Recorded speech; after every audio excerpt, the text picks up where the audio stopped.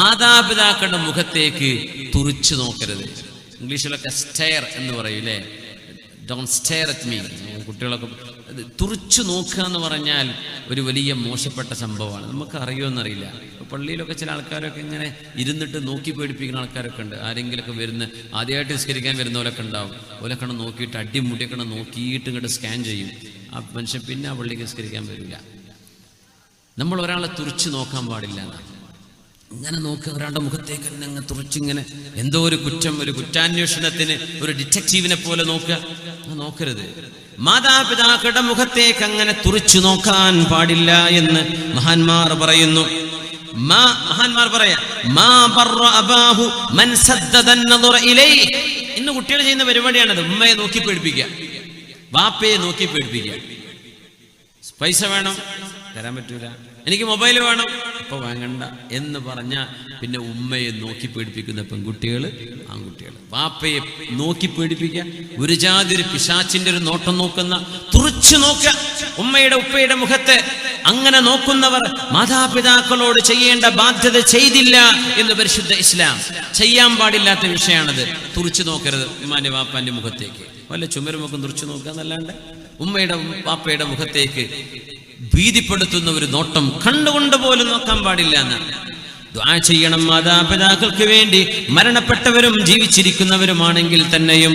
റബ്ബിർഹംഹുമാ കമാ റബ്ബയാനി സഗീറാ. റബ്ബിഗ്ഫിർലി വലിവാലിദയ്യ വലിമൻ ദഖല ബൈതിയ മുഅ്മിനാ വലിൽ മുഅ്മിനീന വൽ മുഅ്മിനാത്ത്. മഹാനായ നൂഹ് നബി അലൈഹിസ്സലാം ചെയ്ത ദുആയുണ്ട്. റബ്ബിഗ്ഫിർലി വലിവാലിദയ്യ, പടച്ചവനെ എനിക്കും എൻ്റെ മാതാപിതാക്കൾക്കും പുറത്തു തരയണമേ. എൻ്റെ വീട്ടിൽ മുസ്ലിമായി കടന്നു വന്ന എല്ലാ ആണുങ്ങൾക്കും പെണ്ണുങ്ങൾക്കും പുറത്തു കൊടുക്കണമേ. നൂഹ് നബി അലൈഹിസ്സലാമിന്റെ വളരെ വിശാലമായൊരു ദുആയാണത്. മാതാപിതാക്കൾ ദുആ ചെയ്തു കൊടുക്കുക, മാതാപിതാക്കൾക്ക് വേണ്ടി ദുആ ചെയ്യുക, ഇസ്തിഗ്ഫാർ ചെയ്യുക, അവരുടെ പേരിൽ സ്വതക്ക ചെയ്യുക. ദുആ ചെയ്യുന്നതിനെ സംബന്ധിച്ച് ഒരു ഹദീസിൽ വന്നിട്ടുണ്ട്. ഹബീബായ നബി തങ്ങൾ പറയുന്നു, ഇന്നല്ലാഹ അസ്സ വജല്ല യർഫഉ ദറജതൽ അബ്ദി സ്വാലിഹി ഫിൽ ജന്നഹ്. സ്വാലിഹായ മനുഷ്യൻ അല്ലാഹു തആല സ്വർഗ്ഗലോകത്തെ സ്ഥാനം അല്ലാഹു ഉയർത്തി കൊടുക്കുമ്പോൾ അയാൾ പറയും, യാ റബ്ബി അന്നാലി ഹാദിഹി, എന്തേ റബ്ബേ എനിക്ക് സ്ഥാനം ഉയരാൻ കാരണം?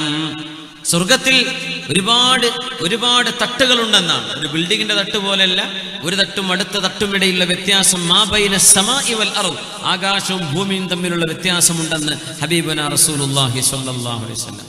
അപ്പോ എന്തേ പടച്ചവനെ എനിക്ക് ഒരു അപ്ഗ്രേഡ് തന്നത് എന്ന് ചോദിക്കുമ്പോ അള്ളാഹുവിന്റെ മറുപടി വരും, ബിസ്തിഗ്ഫാരി വലദിക ലക, നിങ്ങളുടെ മകൻ നിങ്ങൾക്ക് വേണ്ടി പൊറുക്കലിനെ ചോദിച്ചിട്ടുണ്ടായിരുന്നു, അതുകൊണ്ട് സ്ഥാനമുയർന്നതാണ്.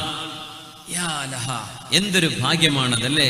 ഖബറിൽ കിടക്കുന്ന വാപ്പയെ അല്ലാഹു തആല സ്ഥാനം ഉയർത്തുകയാണ്. കാരണം എന്തേ? ജീവിച്ചിരിക്കുന്ന മക്കൾ ദുആയിരക്കാൻ, പടച്ചവന്റെ ഉപ്പാക്ക് പുറത്തു കൊടുക്കണേ, മരിച്ചുപോയ വാപ്പാക്ക് പുറത്തു കൊടുക്കണേ, ഉമ്മാക്ക് പുറത്തു കൊടുക്കണേ എന്ന ദുആ സ്വീകരിക്കപ്പെടുമ്പോ ഉമ്മയുടെ ഉപ്പയുടെ സ്ഥാനം അല്ലാഹു ഉയർത്തി കൊടുക്കുന്നുണ്ടെന്ന് ഹബീബുനാ റസൂലുള്ളാഹ്.